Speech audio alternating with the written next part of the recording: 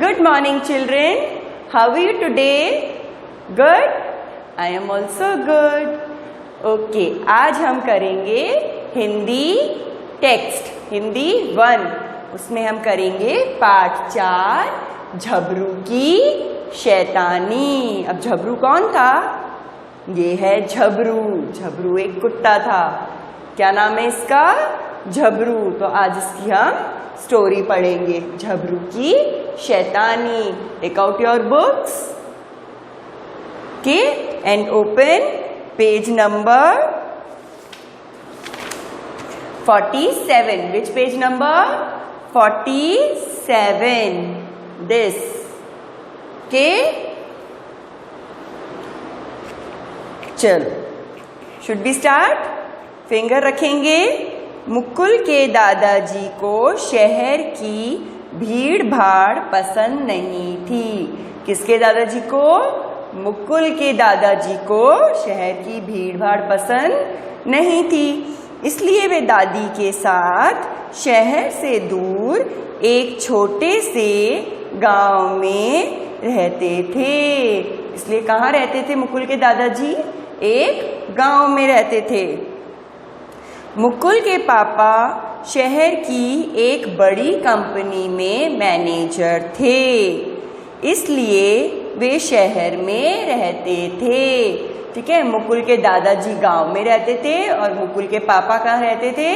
शहर में, क्योंकि वो एक बड़ी कंपनी में मैनेजर थे। मुकुल की एक छोटी बहन भी थी जिसका नाम था रितु। क्या नाम था मुकुल की बहन का? रितु। रितु जल्दी से किसी से दोस्ती नहीं करती थी, उसे अकेले ही रहना पसंद था।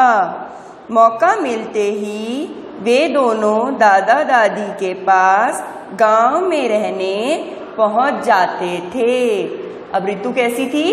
वो अकेले रहना पसंद करती थी, किसी से जल्दी से दोस्ती नहीं करती थी। पर जब भी छुट्टियां होती तो वो दोनों दादा दादी के घर गांव में चले जाते थे। उन्हें वहां बहुत मजा आता था। इस बार भी वे गर्मियों की छुट्टियों में गांव जा पहुंचे। पापा का ड्राइवर दोनों को गांव छोड़ आया। Next line. मुकुल व रितु को देखते ही दादी बोली, आ गए मेरे प्यारे बच्चों, तुम कैसे हो? है ना, आपकी दादी भी बोलती है ना जब आप अपनी दादी से मिलने जाते हो, कैसे हो? वैसे ही मुकुल और रितु को देखते ही दादी जी बोली, आ गए मेरे प्यारे बच्चों, तुम कैसे हो?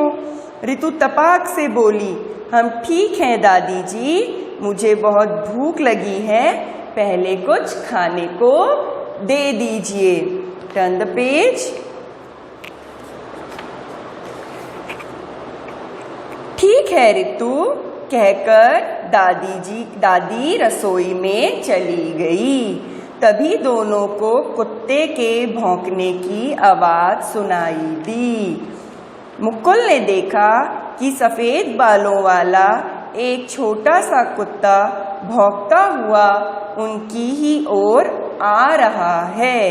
कुत्ते को अपनी ओर आता देखकर रितु मुकुल के पीछे छुप गई। कुत्ता अभी भी जोर जोर से भौंक रहा था। भौंकते हुए वह मुकुल के पैरों के पास आया और मुकुल के पैर चाटने लगा। मुकुल बोला, अरे वाह, ये तो बहुत प्यारा है, यह कहाँ से आया दादी? तो वो जो डॉग था वो आया भौंकते भौंकते उन दोनों के पास, तो रितु तो मुकुल के पीछे छिप गई, है ना, और मुकुल को वो डॉग बहुत अच्छा लगा। हाथ में समोसे की प्लेट लेकर आती हुई दादी बोली, रितु, मुकुल यह झबरू है। कौन है ये? झबरू है। अभी कुछ दिन पहले ही तुम्हारे दादाजी के एक दोस्त इसे यहाँ छोड़ गए थे। यह बहुत ही प्यारा है। कौन छोड़ कर गया झबरू को?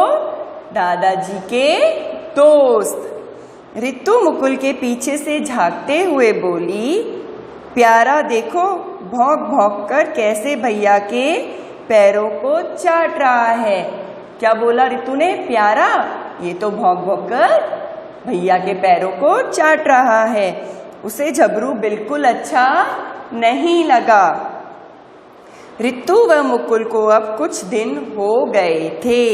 रितु अभी तक झबरू को पसंद नहीं करती थी। झबरू सारा दिन मुकुल के आसपास ही घूमता रहता था। वह कभी उनकी चीजें लेकर भाग जाता तो कभी भौंक भौंक कर उन्हें परेशान करता। अब थोड़े दिन भी हो गए थे वहां रहते हुए उनको, तब भी रितु को झबरू अच्छा नहीं लग रहा था। मुकुल तो उसे कुछ नहीं कहता, लेकिन रितु बार बार झबरू की शिकायत दादा दादी से करती और कहती कि वह झबरू को बिल्कुल पसंद नहीं करती। वे झबरू को डांट देते, लेकिन झबरू था कि वह रितु के आगे पीछे ही घूमता रहता। बार बार जाके क्या करती थी रितु? शिकायत करती थी। किसकी? झबरू की। तो दादा दादी झबरू को डांट देते थे, पर फिर भी क्या था? झबरू रितु के आगे पीछे ही घूमता रहता था। एक दिन सवेरे दादाजी बरामदे में बैठे अखबार पढ़ रहे थे। तभी उनसे मिलने उनका एक मित्र आया। दोनों आपस में बातें कर रहे थे। रितु भी पास ही बैठी अपनी गुड़िया से खेल रही थी। एक दिन क्या हुआ? दादाजी अखबार पढ़ रहे थे और उनके दोस्त आ गए और रितु पास में बैठकर गुड़िया से खेल रही थी। Next page 49। तभी भौंकते भौंकते झबरू भी बरामदे में आ गया। वह रितु के आसपास चक्कर काटने लगा। रितु ने कई बार झबरू को कहा, झबरू तुम यहाँ से जाओ, मुझे खेलने दो, लेकिन झबरू लगातार भौंके ही जा रहा था। दादाजी से शिकायत करते हुए रितु बोली, देखिए ना दादाजी, झबरू मुझे कितना परेशान कर रहा है, वह चुप ही नहीं हो रहा है।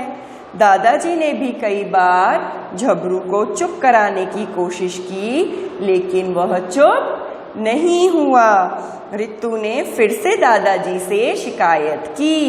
इस बार दादाजी ने गुस्से से अपने पास पड़ी छड़ी झबरू को दे मारी। बार बार वो शिकायत कर रही थी रितु, तो दादाजी को गुस्सा आ गया और दादाजी ने छड़ी से झबरू को मार दिया। छड़ी जोर से झबरू को जा लगी। वह रोता हुआ वहां से चला गया और अंदर जाकर अपनी जगह बैठ गया। झबरू बुरी तरह से सहम गया था मतलब डर गया था, और वो रोते रोते अंदर एक कोने में जाकर बैठ गया। रितु भी झबरू के पीछे पीछे कमरे में आ गई। उसने देखा कि झबरू की आंखों से आंसू बह रहे थे। रितु ने झबरू को ऐसे कभी नहीं देखा था।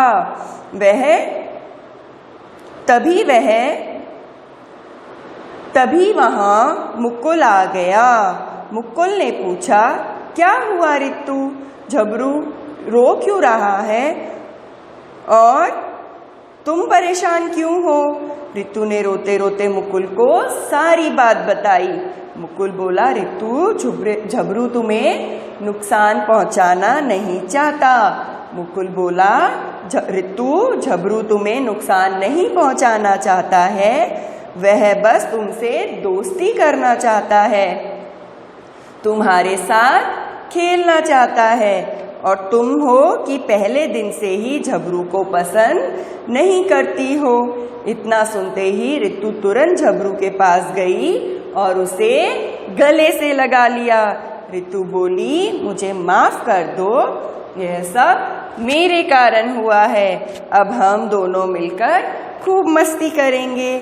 उस दिन से रितु और झबरू अच्छे दोस्त बन गए।